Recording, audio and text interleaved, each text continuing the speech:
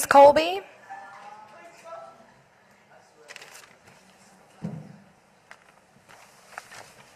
Good evening. My name is James Colby. I reside in Ward 2, and I'm an educator at Manchester Memorial High School. I come here tonight to express my concerns over the Manchester School Board having Manchester School District email accounts. In general, Manchester School Board members having the ability to directly search, access, and contact individual Manchester students via the student's school email account. There's a fine line that has been crossed when a board member disagrees with a student's point of view or written commentary and contacts the student directly with ease via the Manchester School District's email directory, a directory that the public, for obvious reasons, has no access to. We as educators have been handed a new statewide code of conduct that we as educators will be held accountable for should we use electronic communications inappropriately. However, there is no code of ethics or code of conduct as such for Manchester School Board members. Now, we've seen the discretions that some have had using electronic communications, and we are approaching a dangerous precipice by allowing non-school district personnel the ability to look up and communicate directly with our minor students, with no boundary or consequence. Email is a convenient and easy-to-use communication tool that has become an indispensable part of modern-day society. However, in school districts' case, there must be checks and balances in place to uphold its legitimacy. As such, I strongly urge that the board members' email accounts be converted over to manchesternh.gov email accounts, or, at the very least, terminate the ability of board members to look up and directly communicate with our students. Thank you. New business. Committeeman Terrio. Thank you, Your Honor. Just a comment and then a question for the administration. First thing, just for the public record, as the chairman of the Special Committee on Student Representation, I have used my email to communicate with students. I mean, I don't have a problem with the administration looking at my emails. I've informed them of meetings and solicited feedback from them. So that's my. So I appreciate Committeeman Terrio's indication that he may have emailed students. I suspect, because I've been at those meetings, that the students have volunteered their email addresses. I am prepared to make a motion now that any ability for school board members to fish or surf through email lists to find student addresses be disconnected. I have no other way to say it. I don't want to get into any specifics. I think the parents who mentioned that mentioned something that is quite inappropriate in relation to the recent guidelines that the state has put down for teachers. And so I'd hope I would get a second. I don't think it needs a lot of discussion. It is a safety issue, and I think this board should address it. I'll second. I'll second that. Yes.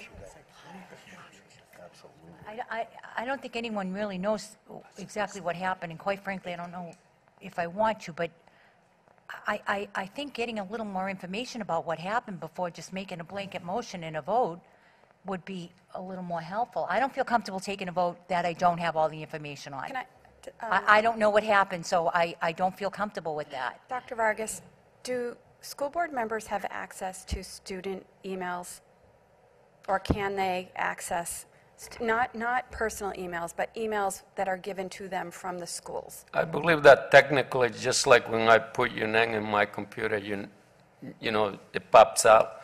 I do believe that that's how you have access, just like you have everyone in the organization have access to each other email. I think that the student are part of that. Yeah, I as well. don't think that's appropriate. Committeeman If you, Terrio and I would Girard. clarify. I can give it some enlighten that. So to respond to Committeeman Scannell's no. So what happened was when I was made the chairman of the student representation, I was given a list of names of students. I looked them up on the account. Students have a MSD account. I looked them up and sent them, said, hey, you're on the committee, these are the dates, you know, if you have any feedback for me, here are the documents that you need. So although I understand people's concerns, I believe, and I'd be more than willing to show you my emails to the students, but I believe there are legitimate reasons for us to be emailing students. I have, Could I Yes. point just one word? Because I don't think it's fair to put something out there that I do not think they were addressing you and this issue. And I think it's very clear because I don't want the wrong impression to be out in the community. I have Committeeman LaHoo and Girard. Thank you. I just, In this did- conversation or I have a, not? were you first? Oh, okay. I have a couple things, but one to piggyback on that, I would actually, I'm sorry, as long as we're staying on this topic. yeah. Okay. Oh, oh, yeah. Yes. Okay, this topic. Well, I agree with Committeeman Scanlon. I think, you know, we've learned in Boy Scouts, you know, the power of three. You never have a communication with somebody, you know, underage without a group or without any type of, so the fact that we even need it, you know, they have advisors, they have teachers that we can contact to get a hold of them. I'd be in total favor of that. Committeeman Girard. Thank you, Your Honor. Thank you, Your Honor. I will confess that I am the one that everyone is talking about unnamed. And I will tell you what has incurred people's outrage. There was an article written in the Central Little Green by Ms. Phelan, who spoke tonight. I complimented her on her writing skills, and I sent her a copy of the statement that the Negotiations Committee released on September 25th to correct the misinformation she had in her article, and encouraged her to get both sides of the issue before she impugns one side without the facts. So I'm happy to release the email. There was nothing improper or untoward about it, and the implication that somebody somehow crossed a sacred line by sending, as an elected official, information to somebody who writes for a newspaper, to me is absurd and profoundly dishonest. I think that And by the way, that's why we support- she's not a minor. As she says in her article, she is 18 and votes. She is So- 18, she's a student of Central High School. She has is. an advisor to the newspaper, there's a principal, there are teachers. I don't think it's appropriate for this board to be contacting students like you did personally. Well, tell me what exactly is inappropriate about sending her a statement that was publicly released to provide factual information that was absent from her article. You shouldn't be doing that. You're an elected me official. why. Teachers can't do it. Tell me why. Because she's a student in our school, and she may not feel comfortable with you contacting her.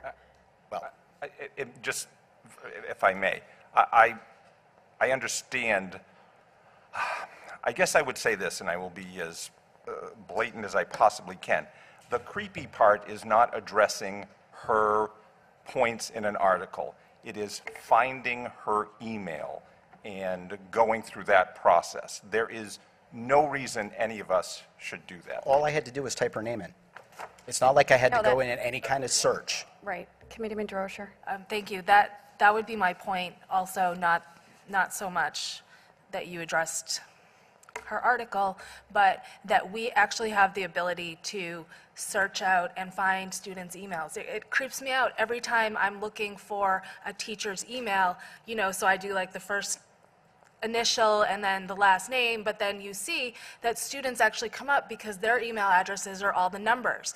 And I don't want that access. I don't want people having, access to my own children. I would imagine that other parents would feel the same. I know that I got a bunch of calls about that specific incident, and we should not have that access. And so I believe that we need to take care of that ourselves. Committeeman Avard and then Girard. Thank you, Your Honor. Personally, I don't think anybody should have that access. I really wonder if we're in violation of FERPA by having their email addresses included in a directory of any sort. That means any teacher, any paraprofessional, any employee in the district that has an email in our system can look up the names and the email addresses of any one of our students. Yet, they're not supposed to have access to files or student data, student information.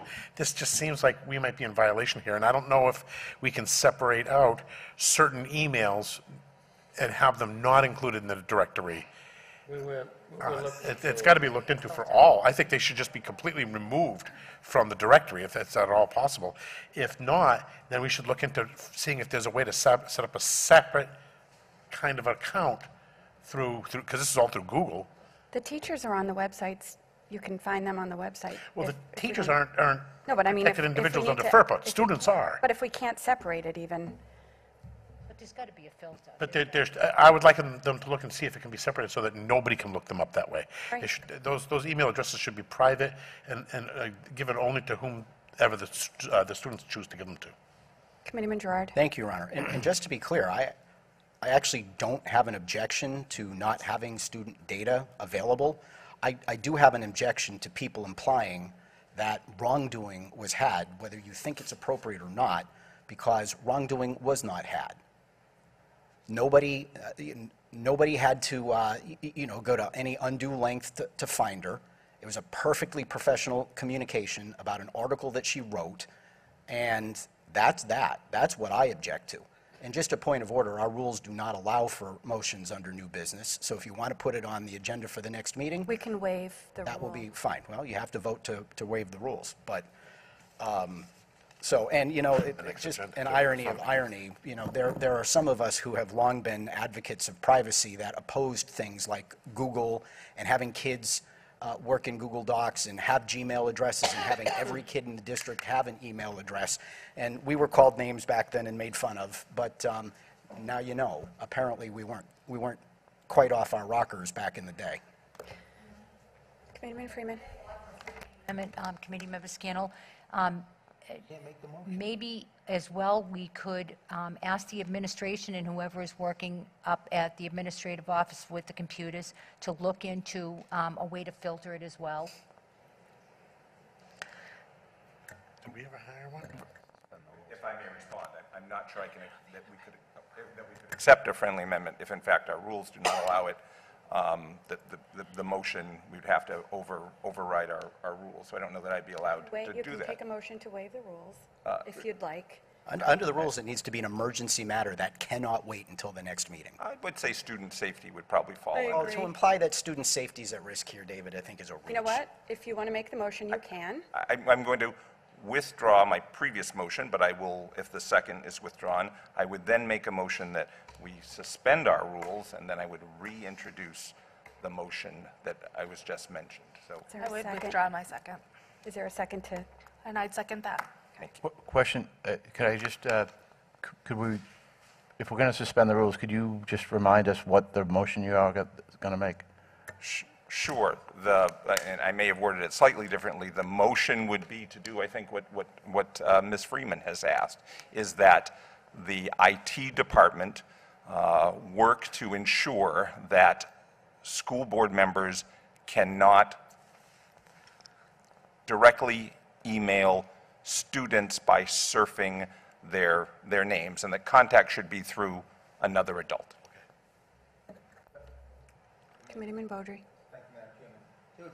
I don't know who said it, but somebody mentioned that teachers can't access students' emails? I have no idea. Yeah, they can. Right now, everybody can. But, I mean, I'm assuming if the student's in their class, don't they communicate through email? Yes. Yeah. Okay. They have I'm to follow I just specific want rules. to put that on the record, that teachers have access to students' emails. It's not that they don't. And not just only their own students' emails. The other concern I have would be that if we're going to just single out board members, I think we should make sure that their privacy is adhered to throughout the district, not just board members, because I don't know who can get access to their emails, but can Joe Q Public key somebody's name in, or do they have to be into our network. In the email thing. You have to be in that group.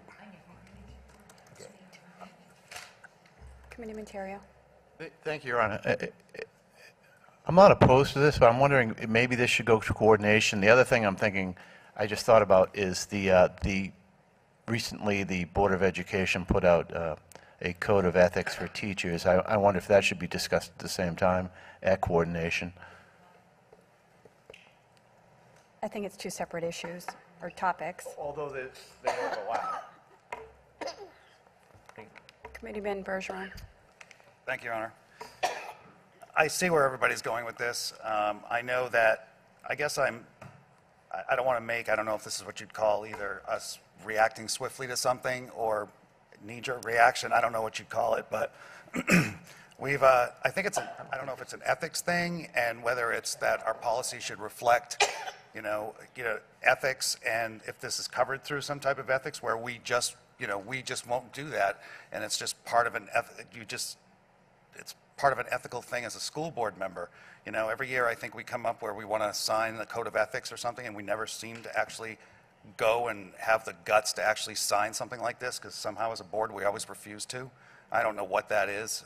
I know that former board members in the past have asked us to sign either, I don't know whether it's a code of ethics or something to that point, but we just don't. Like I've had to do with the company that I worked for every year, I've had to sign those things, and we just don't as board members. So I prefer to go in that direction.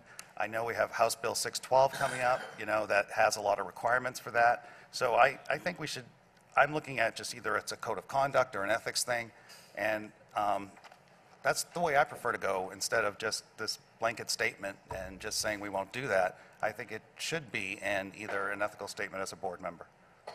I mean, have we already agreed to that? I know FERPA does. I looked it up. FERPA does address it somehow. It really does address this topic. So I guess based on all that, I don't know whether coordination would be a better thing, but it is already addressed somehow in FERPA.